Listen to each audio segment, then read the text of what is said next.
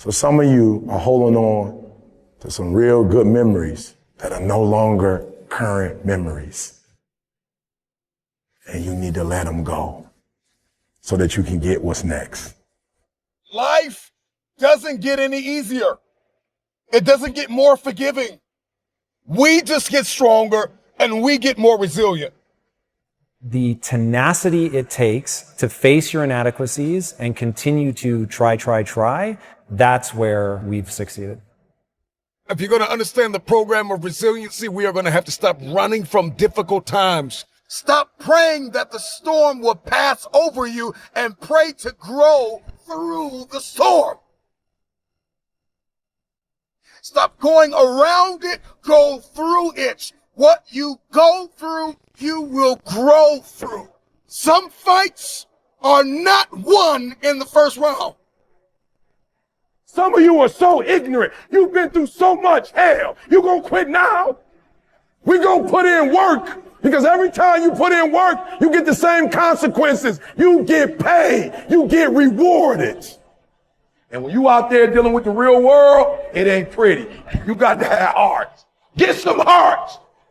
If you are going to give and grow and evolve and attain and become, everything rises and falls on your viewpoint. If you want more money, if you want a promotion, if you want to leave a legacy, you got to increase.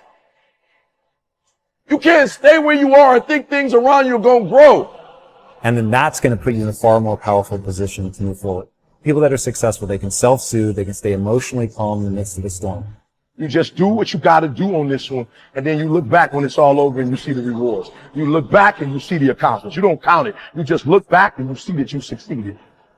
When that thing tells you to quit, you look at it in his eye and say, I ain't going nowhere. I will break you before you break me. Do you understand? Listen, you got through that. You got put through that because what that does, that tension produces greatness.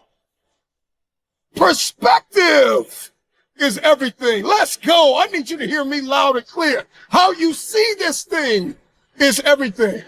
You cannot change the past, but you can change your perspective about it. This is a mentality. Like, you got to live this. You got to eat this. You got every single thing you do. It's a mentality. Going to the next level is about the W, the O, the R, and the K, baby. It's about work. When mentally you want it, in your spirit, in your soul, when you want it, it will happen. Some of you are holding on to some real good memories that are no longer current memories, and you need to let them go so that you can get what's next. So what we're going to do, we're going to get the right information, and then we're going to get narrow focus, and boom, we're going to go for it. Are you hearing what I'm saying? That's it. Many of you will not be successful because you've got this giant goal and no steps to go with it. You're just in your mind like, girl, this is my year. How many steps? I don't know. Like, what is it going to take for you to do it? I don't know. I just know this is my year. Can I be real with you? If you can't measure it, it ain't real. Keep your dreams phenomenal. Keep your vision phenomenal. Keep it phenomenal. And now I need you to get your weight up. As an individual, I need you to get your schedule up. I need you to get your life up. I need you to get your words up. I need you to get your heart up. I need you to get your action up. I need you to get to a place that every single thing that you do is phenomenal so that the life you want to live, you can actually live that life. You lay hold of it. And when that thing tells you to quit, you look at it in his eye and say, I ain't going nowhere. I will break you before you break me. You will not defeat me. You will not destroy me. Some of you are so ignorant. You've been through so much hell. You gonna quit now? Why me, God? Why did I get MS? Why did I get cancer? Why did my mama die? Why did I get fired? Do you understand? Listen, you got through that. You got put through that because what that does, that tension produces greatness. Stop running from it and run to it. Stop telling me what you're going through. The greats, they get to it, they go through it. And the harder it is, the better. We gonna put in work, because every time you put in work, you get the same consequences. You get paid, you get rewarded. And when you out there dealing with the real world, it ain't pretty. You got to have heart. Get some heart. If I said to you obsession, what's that mean to you? It means wanting to succeed as bad as I want to breathe. You know what I'm saying? It's like whatever it is I say I want it like air. You know, and air is one of those things that, you know, because people always say, well, why you say air? Like, why do you say, because you go without that for a few seconds, my friend, it's a wrap. It's done. So there are people who want stuff, but you kind of want it. Or you want it bad, but you don't want it as bad as you want to breathe. So to me, obsession is wanting something so bad that, you know, I go to bed with, I wake up to it. I make whatever sacrifice. I grind. Like, it's like I can't live without it. Yeah. And so there are people who fantasize, romanticize about stuff, but like they're not obsessed with it. You saw my t-shirt, no alarm clock needed. My passion wakes me up. I got up at 3 o'clock this morning, no clock. I ain't used the clock in 20 years. My passion wakes me up. My drive wakes me up. My determination wakes me up. My ability to be, do, and have whatever I want, it wakes me up. What wakes you up? What drives you? Why are you playing this game? Most of you have not gotten started yet because you're trying to get other people to invest in your stuff. You on GoFundMe. Create your own doggone GoFundMe. Bet on you. Put all your money on you, because guess what? When you spending somebody else's money, it's easy to walk away from it. And the problem with some of you, you've been told you was number one. I'm telling you what I'm telling you today, because I'm going to need you to get your roots, because if your roots are strong, have you been to Miami? Have you seen the hurricanes that blew the houses down, but the tree's still standing? The way the tree grows is it goes down first to the bedrock. It goes down first, then come up. Most of y'all just came up, and you look just as sweet as the tree until a storm comes. We all look the same, y'all. We all look the same until the storm comes. And I'm telling you, what they're about to teach you is going to make you money. What I'm telling you is get your character right, because I want to make sure your character can hold all that stuff you're about to get. You ain't got no standard. That's why you can't blow up. There's a certain level you can't get to when you keep compromising. You can't get to the next level because every time somebody draws something in front of your face, you give up. Don't you know you're more attractive when you can say no, when they know you got values? You think you're just going to change the game. You're just going to change the rules. It don't work like that. There's a standard to greatness and there's levels to this. I can tell you everything I've done. The only thing I can't do is grind for you.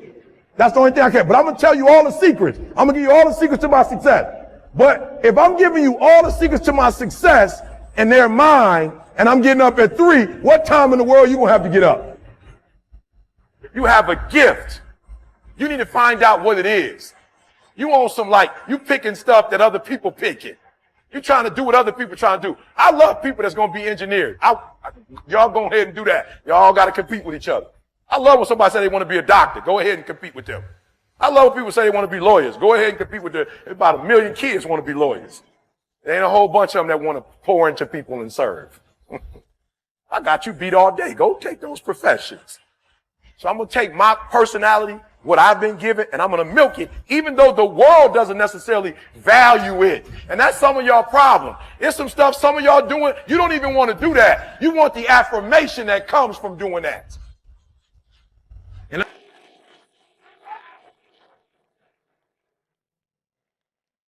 So number one, you got to do me a favor. When you become a millionaire, you'll have $1 million. But the reason why you don't have $1 million is because you think like somebody in poverty. So if I told somebody I love dearly who said they needed more money. I said, for what? What would you do with it? You'd only spend it. You would only spend it pretending to be something that you're not. That's all you would do was spend it. So why would you're not going to ever make it because you're a slave to it. So when you're no longer a slave to money, that's when you start making money. You feel me? So once you become a millionaire, and you got to find out what that means. That don't mean you got money in the bank. That's not what a millionaire is. A millionaire has a way that they think. I want you to go look in a jar, and there's a jar that say money. I want you to see if you mastered your bank account. Keep looking at the money and say, I made the same thing I made last week. What does that mean? You didn't grow. If you make the same money next month, the month after, if your bank account is the same in June, don't fool yourself into thinking you're a good person. You didn't master it because you got the same amount of money in there. So it means you're not, whatever. You will never get fired when you master it. So do me a favor. When you put it in the jar, don't just look at the jar. Look at the jar and say, if I'm not doing good in this subject, then what does that mean? You feel me? Some of y'all, you got an ego problem. You like to be around people who are inferior to you. You don't like to be around people who are going to challenge you. Iron sharpens iron, so do if one man sharpen another. You hate to be around people I like to be around people who drive nicer cars than me, who are smarter than me, who are doing things I can't. I like to hang with them people. Why? Because they're going to stretch me. They're going to push me. You like to be around people who are weak because you feel comfortable around weak people. I dare you to get around some other lions. I dare you. Here's what we do know. Life doesn't get any easier. It doesn't get more forgiving. We just get stronger and we get more resilient. One thing I've noticed is that enthusiasm is common, but endurance is rare. The race is not given to the strong nor the swift, but it is given to he that endureth until the end. One thing I know is that we've all been hit with a measure of adversity at some point in our life. Everybody listening to me has been hit with a measure of trauma. Everybody wants destiny. Everybody wants manifestation. Everybody wants fulfillment. Everybody wants the next level in the relationship and a higher quality of living. But nobody wants to eliminate distractions. Nobody wants to disappear for 3 months, 4 months, 6 months and eliminate all distractions and get into a place where you can focus on just you. What if you could just shut out every distraction? What if you could just shut out the world for just a season and focus on you?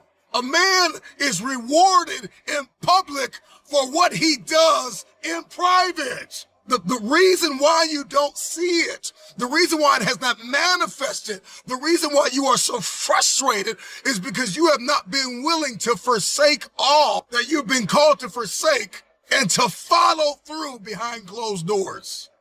Sure, you can talk about it. Sure, you can plan it. Sure, you can write it down. Sure, you can go to the conference and hear about it. You can read about it. But at some juncture, you have to disappear and put the work in and come back and shock everybody that doubted you. Some of you don't even realize you have unfinished business. You need to go back where you left off with a new perspective. Go back to the gym. Go back to the drawing board. Go back to the business. Go back to the relationship. Go back to the burning building. You have unfinished business. All you got to do and show up with a new game plan and a new perspective. You got to finish business. You have unfinished business. You got work to do. What happens when your perspective, your perception diametrically opposes your reality? If you are going to give and grow and evolve and attain and become, everything rises and falls on your viewpoint. Perspective is everything. Let's go. I need you to hear me loud and clear. How you see this thing is everything. You cannot change the past, but you can change your perspective about it. Your viewpoint is your advantage. Your viewpoint is what changes the game. Everybody wants increase and abundance and lifestyle change and new zip codes and new area codes, but you only read once a week and you only work out once or twice a month. And so the reason why you don't have what it is that you see, the reason why what's in your head it's not in your hands, it's not your reality, it's because your perspective opposes your potential.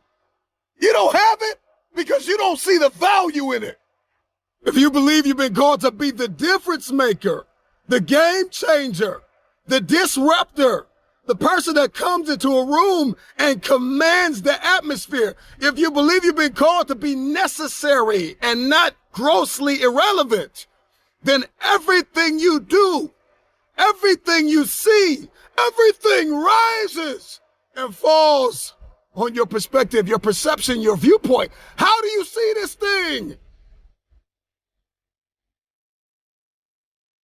And see, when we get into the prison of fear, because we have fallen in an area, fear has friends. One of the chief friends of fear is doubt.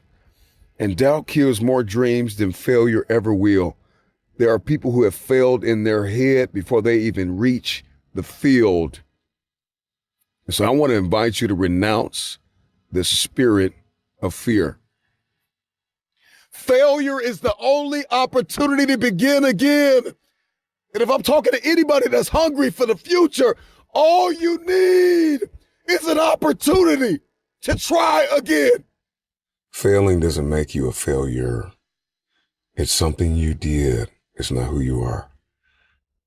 And so one thing we are going to have to get crystal clear about is that if I failed, then I can win. I'm talking to that football team. I'm talking to that baseball team, that basketball team. I'm talking to that fighter. I'm talking to that track star. I'm talking to that athlete. I'm talking to that student. I'm talking to the person who failed the exam over and over and over again. I'm talking to that individual who feels as though all hope is lost, who feels as though they gave it their all. If you are still alive, you've got something left. Thomas Edison, he was fired from his first 2 jobs. His teachers coined him stupid, that he couldn't learn anything. This is the man who invented the light bulb the first 1,000 times he failed. But he was never a failure. He just found 1,000 ways that don't work. You're no Thomas Edison. You didn't try 1,000 times. Try 1,000 times and then come talk to me and tell me you're not enough. Tell me you don't have what it takes. Tell me you're stupid. Tell me you're dumb. Tell me you're slow. Tell me you don't have enough. Whatever pushed you to the ground, whatever knocked you to the floor, from that place, I want you to look it in the eye and tell it. Tell that person, tell that circumstance, tell that place, tell whatever it is that knocked you to the floor. You can't keep me here. If you're going to understand the program of resiliency, we are going to have to stop running from difficult times. Stop praying that the storm will pass over you and pray to grow through the storm. Stop going around it, go through it. What you go through, you will grow through. Some fights are not won in the first round. Flat out. And the moment that you get that and you get crystal clear and you accept the fact that there are some giants that you will not defeat in the first round. You need endurance. You need stamina to reach some goals. You're not going to hit the million with the first investment. You're not going to hit the home run always at first swing. But resiliency says, I belong here and I deserve another shot. I want my opportunity. Give me my opportunity. One-dimensional players aren't in the league. One-dimensional players ain't in the league. What made Michael Jordan is he could put up 30 and he could shut your butt down. He could play offense, he could play defense. He could play 40 minutes, 48 minutes. If you're not where you want to be financially, if you're not where you want to be emotionally, if you're not where you want to be physically, relationally, socially, 10 times out of 10, it is because you have settled in a place called convenience. And most of you in this room, your problem is you're one-dimensional and you're trying to hang your hat on that. So what? I'm the #1 motivational speaker in the world. Am I the #1 father in the world? My kids don't care nothing about YouTube. My wife don't care nothing about YouTube. So what? You're the #1 motivational speaker. Are you the #1 husband? When you come home, cut all that foolishness off and give me me. And y'all conferences, do me a favor. You and CJ talk, and when you get in the garage, you close the garage, and when you come in the house, you take E.T. the hip-hop preacher off. I want Eric. I married Eric. I didn't marry E.T. the hip-hop preacher. If you continue to believe that your best work is behind you, then you will never achieve what is ahead of you. So real quick, what you got to let go of? Write it down right now. Let's not play. There's an anointing in this place. What do you need to let go of so you can become 1%? Wealth is a mindset, it's not a dollar amount. No, catch that. Wealth is a mindset, it's not a dollar amount. The wealthy do what the poor won't do. The problem with many of you is that you got fooled, you got complacent, you got lazy. Somewhere along the line, you lost your enthusiasm, your optimism. You lost your hunger. So we're going to talk about the wealthy in a minute. I want you to write it all down. I told you I wake up at 3 o'clock in the morning. I am willing to do what others are not willing to do so I can live like others would never live. Somebody say you get up at 3 o'clock in the morning. Why wouldn't I? Why wouldn't I get up at 3 o'clock? Our ancestors was getting up at 3 or 4, picking cotton. Oh, you thought they was getting up at 9. You thought they was like, picking cotton today? Oh, we're going to start at 9. We're going to start at 9 a.m. It's going to just let the sun come up, and then once the sun comes up, we're going to, oh, you're sick? Oh, you get a sick day. If you want your future, then you are going to have to get acquainted with pain, with discomfort, with inconvenience. Because hunger is the only thing that's going to give you the power to persevere through that pain. Here's what's crazy. In the 1800s, I had to have a certain work ethic just to survive. And you have the opportunity to become multi-millionaires, billionaires, and your work ethic is worse than the people who was forced to work. People tell me, I'm a boss. You're not a boss. You can't even make yourself get up. You got a t-shirt, I'm a boss, but you getting up at 8:30, 9 o'clock. Bosses are up watching the 3 o'clock news. Some of you didn't even know the news came on at 3 o'clock. Because you watched the 6 o'clock news. You thought that was the first one. The first news is at 3 a.m. That's the one Warren Buffett on. No, you're saying Warren Buffett is Warren Buffett because he's a white male. Warren Buffett is Warren Buffett because of where he grew up. Warren Buffett is not Warren Buffett because of where he grew up. Warren Buffett is Warren Buffett because what he does. He reads 6 hours a day every day. That's 42 doggone hours a week. So when Warren Buffett makes a decision, he makes a very wise decision. Why? Because he's making it off of 42 hours of reading. You hadn't read nothing. You making decisions off the Housewives of Atlanta. Warren Buffett is binging on, I was in the room with Warren Buffett. He said he was reading the financial report of GM in 1956. Why? Because that was their best year. He's binging on GM's financial records from 1956 and you binging on Power. But now you saying, hey, racist. They ain't racist when you're watching Power though. I don't care if you got to listen to me 1,000 times. I need you to get crystal clear about your future. Because the only reason why you are here, the only reason why you're alive is because you have work to do. Come on, talk back to me. You are not a boss because you got all day to do whatever you want to do. And the most you can do is go to work for somebody that you don't like and you don't care for and dog them out and complain about them when they're giving you a check. They guaranteeing you a check. They making sure you got health care and you dogging them out. If you don't like what they doing, why are you still there? Go get your own job. They weren't the only ones that was blessed and that was fruitful and that could multiply and that could subdue the earth and have dominion. They're not the only ones. You can do it too, but your problem is you're not a 1%er because you don't live like a 1%er. If you want generational cycles broken in your family, if you want to be the first to achieve, the first to get it done, the first to see it, the first to do it, you must stay hungry. If you can hear my voice, you've got work to do. You've got a destiny to fulfill. You've got a purpose to walk into. You've got a test to pass. You've got dots to connect, rooms to walk in, stages to stand on, and tables to sit down at.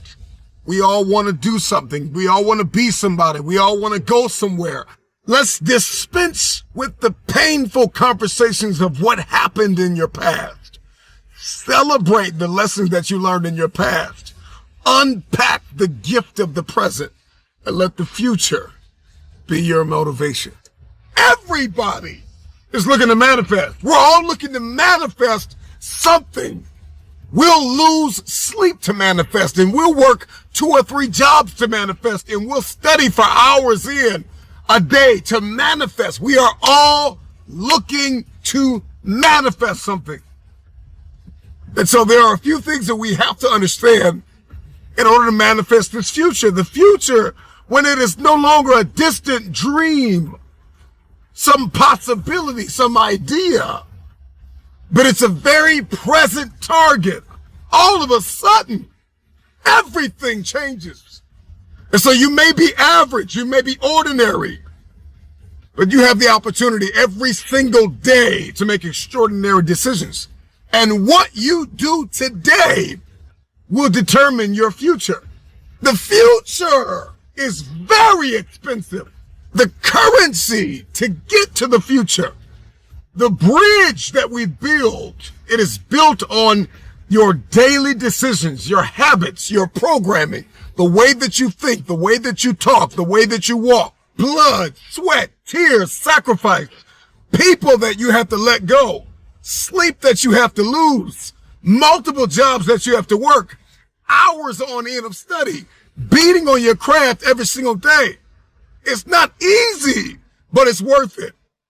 I don't know your name, but I know you have a dream. I don't know where you're from or where you're listening to me. You may be listening to me in your closet, your bedroom, the gym, the car, the bus, the train, the plane. I don't know where you're going, but I know you are going somewhere. You've got a destination. People that make excuses are not connected to their destination. They don't have an end game. They don't have a goal. You have allowed yourself to become a weak link covered under the blanket of excuses. But I'm just wondering if there's anybody here that has a dream. And if you've made your excuses bigger than your dream, the time is now to apply pressure. It may not be easy, but it's not impossible. This is not a I feel like it today. This is not a I'm motivated for a week. This is an every single day mentality. You may have to work 3 jobs. You may have to lose sleep. You may have to go to college and raise 5 children and still maintain your marriage and work your side hustle. I don't know what your story is, but if you will keep a no excuse mentality, then the sky is not your limit. The sky is your starting point. This is an every single day mentality. I never get turned off. Every single day, I want my destiny. I want my dream. Yes, you want the future, but what's your plan? And then the moment that you create the plan and you've ironed out all the kinks and you're crystal clear and you've got this plan, you've got this aim, this target, then you got to stay committed. With tears in your eyes, you got to be committed when your brain is hurting. You got to be committed when you haven't gotten sleep in a few days. You got to be committed. You got to plow through that depression, that heaviness, that weariness. And you got to cling to the joy of the thought of the future that if you finish this course, then there is a reward at the end of this pain. You may feel as though you are not able to breathe now. You may be inundated with responsibility, and it seems as though there is no way out of this. There are going to be times when you give everything you have, and everything that you have is not enough. But you got to have a no-quit mentality. And so after you've gotten crystal clear, after you've created the plan, somebody else's plan may not work for you. And so it's not about discovering a plan. It's about creating the plan that works best for you. And once you've gotten crystal clear, once you've created that plan, then you got to have a no quit mentality. You cannot stop. Every single day you're executing, period. Number 3, you got to practice gratitude and radical kindness. We need to practice gratitude. You have to be grateful for the ground that you've gained and guard the ground that you've gained.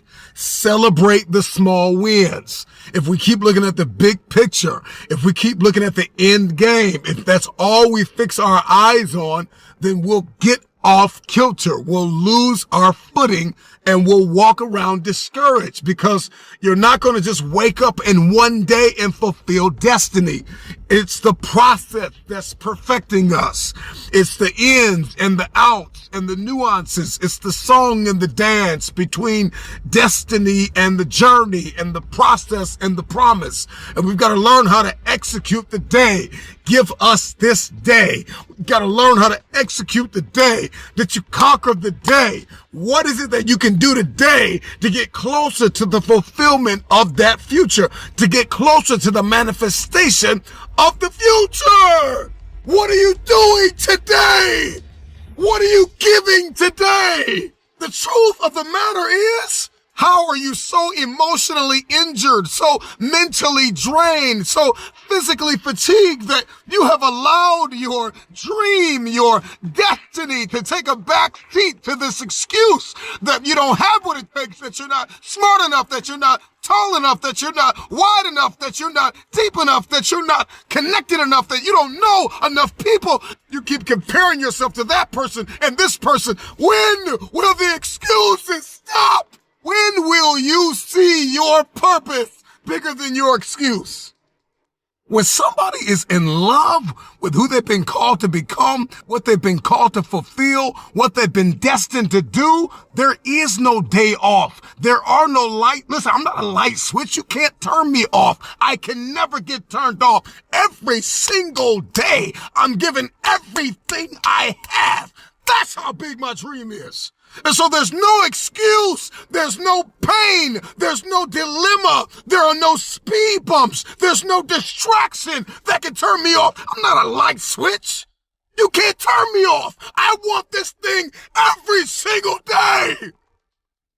If it's important to you, you're going to find a way. You won't have to look for a resource. You will become resourceful. It's not always about the accomplishment. It's about the effort. If we can just keep the effort going, the excuse is irrelevant. You got to be stronger than your excuses. Excuses don't get results.